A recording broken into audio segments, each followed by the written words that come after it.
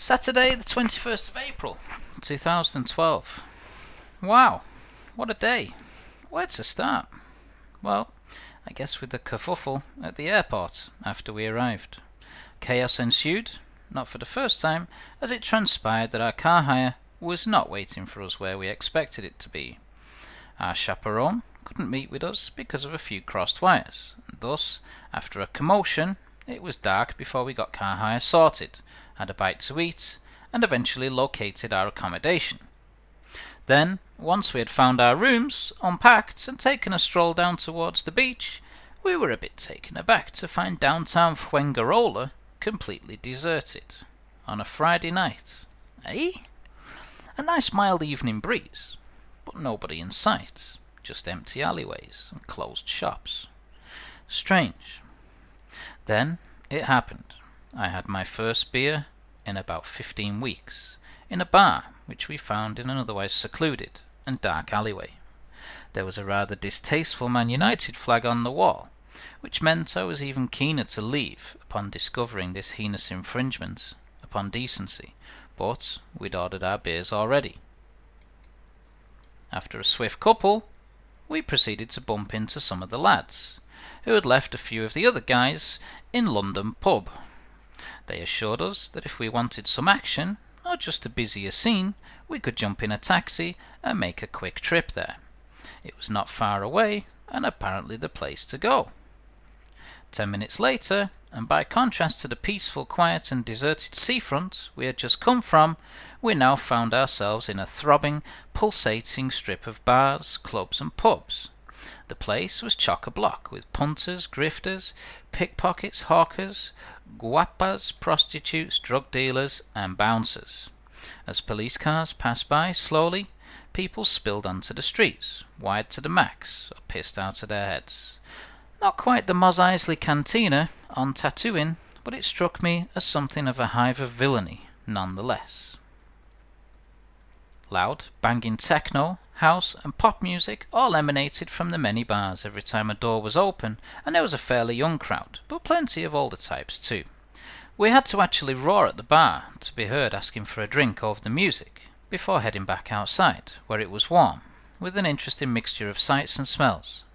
A veritable potpourri of sweaty bodies, aftershave mixed with body odour, the odd whiff of perfume, tobacco smoke, and a stale alcohol smell, all hung in the air. Attractive girls, wearing little skirts and tight tops to accentuate their boobies, could be seen everywhere. Some were working on a commission and luring lads into bars. Rather than actually being there as punters, they were getting paid to chat blokes up and bring them into a bar. Easy money. It occurred to me that London pub was not just merely a pub, it was a way of life, an industry, a magnetic hub, synonymous with hedonism. So this was downtown Fuengirola. Not wanting to put too much of a dampener on things, after a third or fourth beer, I reminded my companion that despite the eye candy, I found the whole scene a bit cheesy and a bit tacky, and more in keeping with my kind of idea of a night out, maybe 20 years ago. I would be heading back to base camp, neither able nor willing to be out until 6 a.m. with the young ones. It's amazing how one's perspective can change. What I used to regard as tearing it up and having a blast now seems more like being overcharged for crap beer and having to listen to shite music. At the moment, it is approaching half-time in the Real Madrid vs Barcelona game. Dubbed El Clásico and renowned for the fierce rivalry between the clubs, it has been fairly interesting stuff to watch. As I write, I am in a bar full of locals, adjoined to the full-size football pitch of Fuengirola FC, opposite our apartment block. There is a cement five-a-side court adjacent, which the kids are using to play basketball. And apparently they have a hockey team here too. There is not a member of the Clare cricket squad in sight, since I am flying solo, and Real Madrid are leading 1-0. The atmosphere here is real and down to earth, and I like that. Pensioners, children, and people of all ages in between are enjoying some downtime with their families, in between helping themselves to tapas and drinks. No tasteless touristy shit here, just Spanish folk doing what they usually do, smoking, drinking, laughing, chatting and chilling out, whilst watching the match. The aroma of deep-fried fat and tobacco lingers in the air. It is twilight, and it will be getting dark soon. But I don't think any of the parents will be sending their kids to bed. It seems they enjoy a relaxed way of life here. Although they are drinking cans of pop, none of the kids seems to be wired. For the most part, they are well behaved. And now the half-time whistle has blown. Although most of the locals support Malaga, who themselves are having a great season, animated discussions proliferate, and heated exchanges can be heard. Messi and co. are not at the races. And so to the story of today's historical cricket match. I took it upon myself to write a report of the proceedings, which I've included here, telling the story of our Clare team's history-making inaugural international debut. The original intention was to submit it to one of the local Ennis-based newspapers, but knowing how little the people of Clare would be interested, I wouldn't push the matter. Perhaps they might publish it further down the line, once cricket has become a bit more popular. As you may be able to gather, representing a county steeped in hurling tradition, and 99% of whose inhabitants are probably not even aware that their county has a cricket team, let alone a successful one, could hardly be considered a mundane and trivial affair. Match report: Clare County Cricket Club versus Andalucia 11, Saturday the 21st of April, 2012. Seek and destroy. So, at promptly 11:35, our historic game commenced. Some might say that we were late in getting going, because we were something of a disorganized rabble. Then again, some might say that it was a small miracle that we began as early as we did, with numerous early morning logistical issues which had needed ironing out. Either way, our host at Spanish cricket tours and chaperone from our apartment complex in Fuengirola to the lovely Cartama cricket ground was rewarded for his patience, as he duly opened the batting with his colleague Afzal in rather hot but breezy conditions. Andalucia captain Brian Barrett had won the toss and elected to bat, meaning a strong Clare team, captained by adopted Clareman and South African Jeremy Mace, would take to the field in 26 degrees C with not a cloud in sight. Hardly the conditions our side would be accustomed to in the Munster League. Yours truly was bestowed the honour of scoring the match, and I have to admit I was delighted when the umpires Ray Fry and John Barrett left me with a walkie-talkie before they took to the field, explaining that we could communicate with regard to any issues which needed clarification. The wonders of relatively ancient technology. Eyebrows were raised, as it was hitherto revealed to our hosts that I had never scored a game for the Clare team before. It would be fair to say that they raised a wee bit higher when I confessed that I had never actually ever even scored a game of cricket before. I was soundly advised that mistakes would happen and just to stay calm. Indeed, concentrating on every single ball bowled proved to be a most challenging task, especially since the slightest distraction meant that errors would be much more likely. Thus, even though my friend Antonio had driven over 200 kilometers from Jaén in south-central Spain to meet me, I could hardly even snatch a brief conversation with him until we took a break for lunch. And he was such a gentleman that rather than complaining at my inability to repay his endeavours with the courtesy of an uninterrupted conversation, he took the trouble to actually learn about the game. I was also grateful that he was eager to help out, and once he got the hang of the scoring, the number of wickets down, and the number of overs bowled, etc., he obligingly assisted with the rather tiresome task of keeping the scoreboard ticking over. If you're not immediately familiar with the game of cricket and its innumerable foibles and subplots, the myriad rules could well appear to be so complicated that one could hardly be bothered to learn all of them. And indeed, some of the players don't. There are a few different forms of the game, stretching from short games of limited overs cricket to longer 5-day matches of test cricket. However, on a very basic level, the rudimentary essentials are simple enough to grasp. One team bats, the other bowls. 6 balls are bowled, usually, in an over, and the bowling team tries to get the batting team out. The batting team try and score as many runs as possible. There are many ways to get someone out, but the most common are A. being bowled, that is, when the bowler hits the batsman's wicket, B. being caught, that is, when the fielder catches the ball after the batsman has hit it, and C. being run out, that is, when the fielder throws the ball at the wicket whilst one or both of the batsmen are out of their ground and it hits. When the whole team has been dismissed, or are out, or in some cases the limited overs have been exhausted, the teams then swap over and the batting team bowls and vice versa, the winner being the team with the most runs. Both sides had agreed that it would be a 35-over match, and it was revealed that batting sides usually scored in excess of 250 runs on this ground. The stunning backdrop of the jagged mountains above and an orange orchard to the side provided a picturesque setting. The pitch itself had 3 fairly short boundaries and an artificial strip on an otherwise bone-dry and fast outfield. Not quite a batsman's ideal pitch, but certainly more favourable conditions for the batters than the bowlers. Thus, as Previn perished early on to a wicket maiden in his 3rd over from Delhi-man and excellent chef Gogi, and the impressive-looking Nushan Alwis stepped in with a brief but elegant contribution before being snared on the boundary by Amit in Jeremy's 2nd over, the hosts pushed on at a nifty pace. They were sitting pretty on 100 for 2 after 18 overs, with the impressive Afzal plundering his 50, whilst at the other end his captain Brian Barrett was looking in particularly good nick.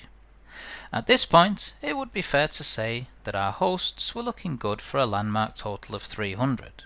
Indeed, they slapped Jitender, Sakdev, Jack, and Jitender Singh, Rajan, to the boundary, and despite the introduction of Tariq Rahman and Connor Mullen, proceeded to impress with regular 4s and 6s, until the introduction of Raj Singh changed the match in Clare's favour. Bowling his unique style of off-spinners, off-breaks and top-spinners, he bamboozled the batting attack with a devastating series of fine deliveries, which saw the Clare team reduce the middle order of Andalusia from 136 for 2 after 21 overs to 173 for 6 after 26 overs. Not only did Raj account for top scorer Afzal, who made 78, he also bowled Brian Barrett, who made 31, had Asad Mughal trapped LBW for 4, and clean bowled a hapless Mark Wilkinson first ball, to hoops of delight from his teammates out in the middle. The hat-trick ball was not to be, but the damage had been done. As Mark trudged back up the steps, claiming he had never had a golden duck in all his career before, it wasn't long before Raj claimed his 5th wicket, bowling David Pollock to more hoops of unadulterated and uninhibited joy from him and his teammates. What a remarkable turnaround! In amongst all that spin action, Clare all-rounder Tariq had Tanvir Ahmed caught on the boundary by Jeremy, and Keith Barker perished to some adept fielding before the final pair of Jalal Rafin and Ali Shah put on a respectable 10th wicket stand to ensure that the tail wagged, and our hosts progressed to a total of 223. Finally, the last wicket was claimed by Connor, who had come back well after being hammered for 28 runs from his first 3 overs bowled, the bowling figures of all the lads not helped by regular extra runs for wides. Raj beamed from ear to ear as he came off the pitch to backslaps of encouragement. The lads had been given a tough job of fielding and bowling in the sweltering heat, and his final figures of 5 for 27 from 7 overs with 1 maiden reflected the way the match had swung to give the Clare batsmen a chance of pulling off an unlikely victory. The game was thus delicately poised as everybody piled into the welcoming shade of a refreshments tent, with vegetarian fare on offer for the non-meat eaters in the form of couscous, and tuna salad sandwiches for the carnivores. Plenty of oranges were on offer, no doubt freshly acquired from the orchards which could be seen on the far side of the pitch. Stories were exchanged amongst the mouthfuls of grub. It transpired that both umpires were English expats who just loved cricket, and that despite a few teams having come over from England for the odd match, we were making history by being the first team from Ireland to ever play in Andalusia, possibly in all of Spain. Something of a raggle-taggle brigade of part-timers who have to pay for all their own training and equipment, not to mention their own transport. The cricket team which represents County Clare clearly have a bit of magic about them. With a few Sikhs, perhaps half of them turban adorned, a handful of Pakistanis, one or two South Africans, one or two English lads and one or two Irish lads, it would certainly be easy to underestimate them, except for Galway student and all-action Conor Mullen, whose all-round performances on the pitch and exemplary and gentlemanly conduct off it won him many admirers and friends. A promising career beckons for Conor, who can choose between playing for Galway or Clare. He is an excellent prospect with the bat and can bowl well. Despite the popularity of the game taking off in Ireland due to the heroic exploits of their national side in defeating England, the Irish community writ large tend to pay more heed to the swashbuckling, faster-paced and more brutal sport of hurling, especially in Munster and particularly in Clare. And understandably so. It's a fantastic game to watch. However, the exploits of this Clare team include winning their Munster League in the inaugural season, without even having a home ground. Playing all of their home games away, in such venues as Cork, Galway, Kerry and Limerick, they became accustomed to turning the form book on its head, and triumphing in adverse, unlikely and unbelievable circumstances. Thus, taking the field post-lunch with a target of 224 to chase down, I fully expected them to achieve their goal. My imposed neutrality as scorer was compromised when I became rather disappointed with the tidy bowling of Bryan and Tanvir. They had restricted our openers to a slow start. Jeremy was the first to go during Bryan's second over, a wicket maiden, and at the other end, Amit Chopra eventually got going, but his frustrations got the better of him as he became visibly impatient at the slow start. Clare were only 6 for 1 after 4 overs, and already behind their schedule of between 6 and 7 runs per over. Amit had been joined by Tariq, but soon became Bryan's second victim, caught by Nushan for 12. A 30-run partnership between Conor and Tariq was brought to an end in the 12th over. Asad Mughal, early in his bowling spell, had claimed the third wicket, by which time Clare had managed to score 64 runs. At the same stage in their innings, Andalucia had scored 10 runs more and lost a wicket fewer. So by comparison, we were behind. That was before the game turned on its head again. This time down to a most impressive batting display from our best bowler, that man Raj Singh again. He joined Conor out in the middle after Tariq had been trapped LBW, but not before the big man had hit a couple of 4s and 3 6s in a decent knock of 32. Whilst Asad had kept things pretty tight at his end for the hosts, Ali Shah at the other was targeted for some boundaries. By the time Conor was bowled by Asad for a fine innings of 46, which had included 2 6s and 5 4s, to make it 122 for 4 after 22 overs, we were clearly back in the chase, despite the slow start, and thanks to an excellent partnership of nearly 60 runs in 10 overs from Raj and Conor. One particularly comical moment saw Clare captain Jeremy Mace roundly ridiculed in jest by his colleagues for an interesting bit of sporting gamesmanship. As a substitute fielder for the host captain, he saved an almost certain boundary by restricting his teammate to just 2 runs from the shot. It would have been particularly ironic if Clare had lost by a couple of runs after that. Asad completed a fine spell of 3 for 32 off 7 overs by accounting for the wicket of Jitender in the 24th over. As the teams came off for a drinks break, the game was still pretty much in the balance. As they say in Yorkshire, it was tighter than a gnat's juff, with Clare still needing another 75 runs from 11 overs remaining. 7th batsman Ranjit joined fellow Indian Raj at the crease after the brief interval, and promptly the two men set about their task with great aplomb. Despite the best efforts of Keith Barker, none for 33 off 2 overs, Jalal, none for 23 off 3 overs, and Tanvir, who returned to complete his spell of none for 40 off 7 overs, plus a cameo over from Previn, whose bowling action was rather unkindly yet curiously described as being like that of a frogging a washing machine, both men started to find boundaries with regularity. Finally, Raj was bowled by Ali Shah at the end of the 30th over for a splendid knock of 56. Raising his bat to the cheers of his teammates as he made his way back to the pavilion, his efforts clearly had brought Clare to the brink of an historic win. With only 5 overs remaining and 34 runs required, it was a tense and nail-biting finish.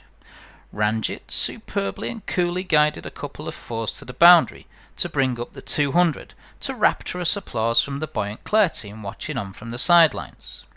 Fueled by a few late afternoon beverages and the whooping, cheering and chanting that greeted every boundary, we believed we could actually win it. The lads out in the middle seemed relatively unflustered, and they just got on with the job of knocking off the runs. Raj had been replaced by Rajwinder, who himself took the initiative by counteracting the return of the dangerously accurate Brian Barrett at the bowling end with a succession of boundaries, and in an audacious bid for glory, he hit the winning boundary with a cracking off-drive from the middle of his bat. This ensured that with some 10 balls to spare, Clare reached their targets.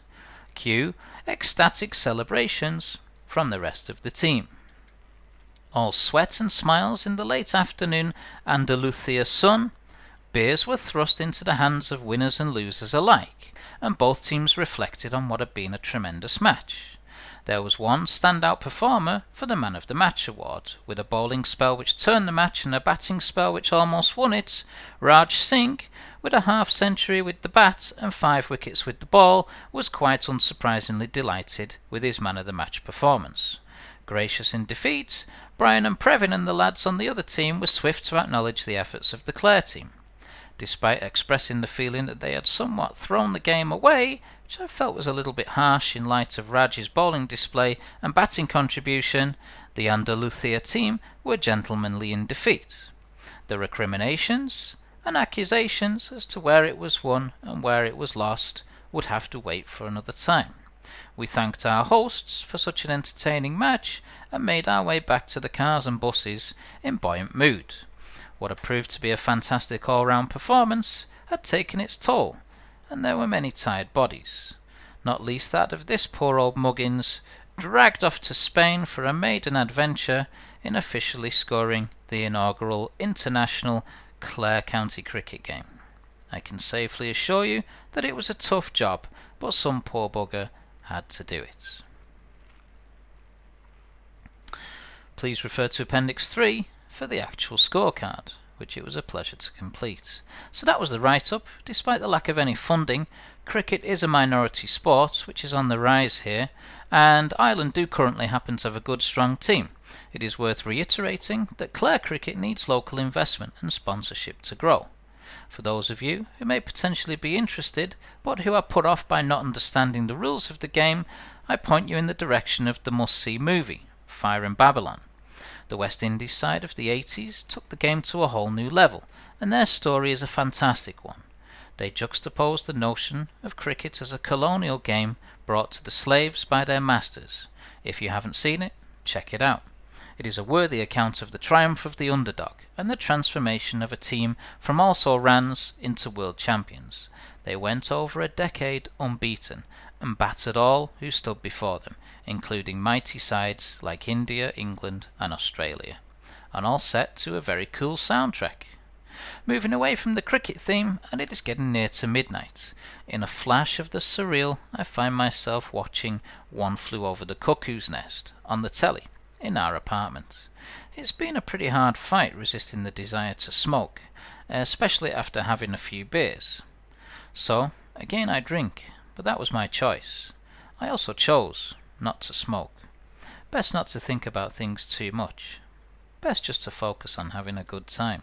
A few of us are heading out, but I'm not sure I want to, or, for that matter, whether I can be bothered. I still have some writing to do, and I also would like to use the internet to contact my folks back home. There are access codes for Wi-Fi in the room, but I've not brought a laptop, so I may have to choose to avail of the desktop terminals in the reception area downstairs. At €2 for 20 minutes, it will have to be brief. The machines are slow, but they work, and the price is definitely a bit of a sting compared to having free, unlimited high-speed broadband at home. But not to worry, everything else here is cheaper. Real Madrid eventually managed to beat Barcelona 2-1 in the big game here to all but secure the Spanish title. However, I still have no idea what happened in the footy back at home. Another reason to check the web. No, I think I'll skip the trip out to London pub to celebrate with the lads, and I'll chill out here for a while. Very sad ending to that movie, but a great film all the same. Jack Nicholson at his best. Go Chief!